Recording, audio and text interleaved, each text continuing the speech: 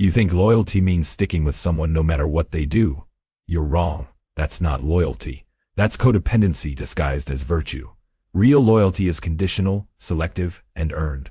And if you don't understand the difference, you're going to waste years of your life on people who don't deserve a single day.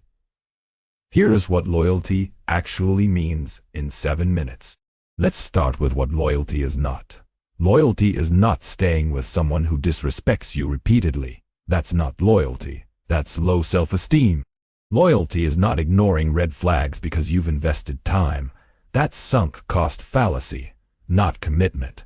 Loyalty is not letting someone treat you poorly because you made a promise. Promises are void when the other person breaks the terms. Real loyalty is a two-way agreement. I will stand by you through difficulties, mistakes, and hard times, as long as you are fundamentally good to me and operating in good faith. The moment you betray that foundation, the loyalty contract is broken. Not by me leaving, by you violating the terms. Here's what people get wrong. They think loyalty is unconditional. It's not. Loyalty always has conditions. The condition is mutual respect, mutual effort, and mutual commitment. You can be loyal to someone going through depression, job loss, or personal crisis because those are circumstances, not character flaws. You cannot be loyal to someone who cheats, lies, or disrespects you because those are choices, not circumstances. Let me break down the 3 pillars of real loyalty so you can actually identify it instead of confusing it with weakness. Pillar 1, loyalty is earned, not owed. You don't owe anyone loyalty just because they existed in your life for a long time. Your childhood friend who constantly uses you isn't owed loyalty because you've known them since 3rd grade. Your partner who cheated isn't owed loyalty because you've been together 5 years. Loyalty is earned through consistent, respectful behavior over time. The moment that behavior stops, loyalty expires. People will guilt you with phrases like, "But we've been through so much together." That's manipulation. What you've been through together in the past doesn't justify what they're putting you through now. Loyalty isn't a debt you owe for past good times. It's a current agreement that gets renewed daily through how people treat you today. Pillar 2. Loyalty is reciprocal, not one-sided. If you're loyal to someone who isn't loyal to you, you're not loyal. You're being used. Real loyalty looks like this. I support you when you're down, you support me when I'm down, you support me when I'm down. I keep your secrets. You keep mine. I defend you when you're not in the room. You defend me when I'm not in the room. I prioritize you, you prioritize me. It's balanced. One-sided loyalty is called being a doormat. You're always there for them, but when you need them, they're busy. You keep their secrets, but they gossip about yours. You defend them, but they stay silent when people disrespect you. That's not a loyal relationship. That's you being someone's emotional support human while getting nothing back. Here's the test. If the loyalty disappeared tomorrow, would they notice, or would their life continue exactly the same, because they weren't giving you anything anyway? If the answer is, they wouldn't notice, you're not in a loyal relationship, you're in a one-sided dependency. Pillar 3. Loyalty has limits. There are actions that destroy loyalty permanently. Betrayal, disrespect, abuse, dishonesty.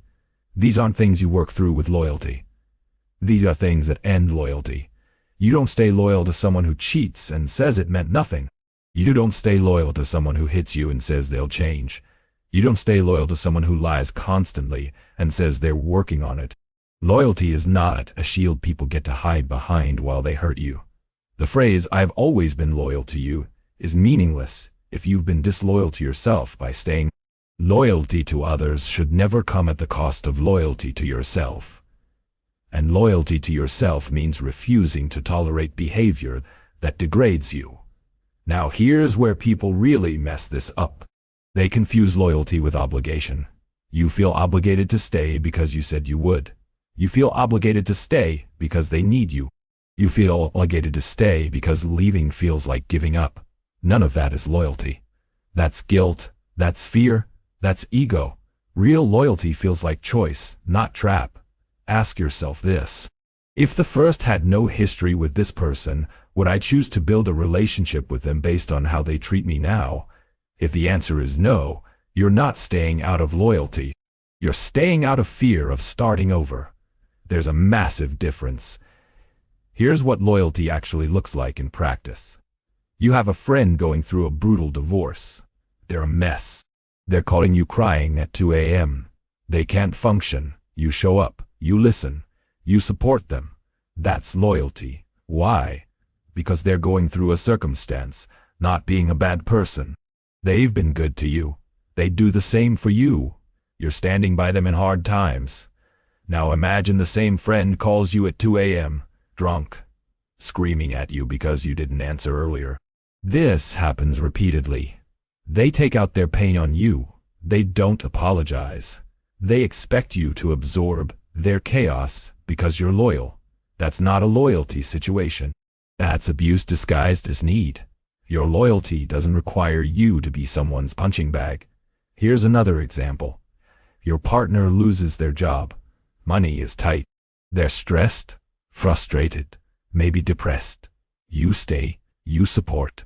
You worked together to get through it. That's loyalty. Why? Because job loss is a circumstance. They're still treating you well. They're still trying. You're loyal to the person, not the situation. But if your partner loses their job and starts drinking every day, refuses to look for work, blames you for their problems, and becomes hostile, that's not a circumstance anymore. That's a choice.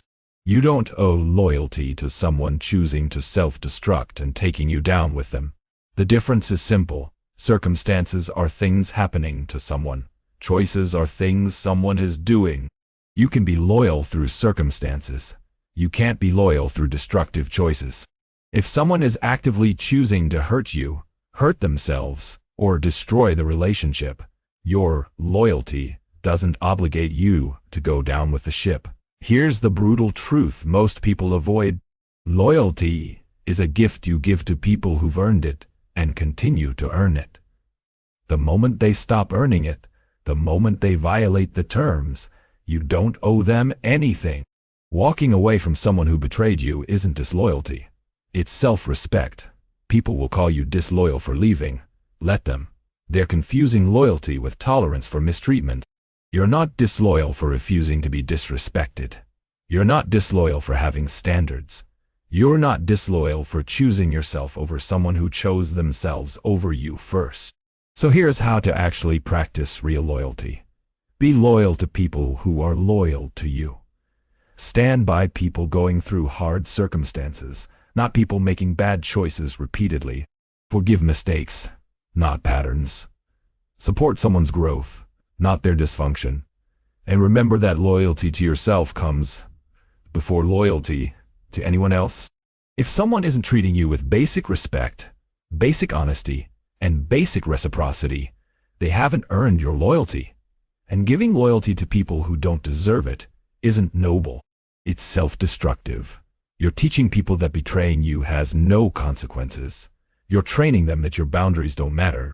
Real loyalty is rare, because real loyalty requires two people committed to the same standard. Most people want loyalty from you, but aren't willing to give it back. They want you to stay through their chaos, but they'd leave you the moment staying became inconvenient. Don't be loyal to people who wouldn't be loyal to you. Here's my question for you. Have you ever stayed loyal to someone who didn't deserve it? And what finally made you realize you needed to walk away? Drop your story in the comments. Subscribe for more content that redefines relationship concepts instead of repeating the same broken advice. Loyalty isn't weakness, but misplaced loyalty isn't.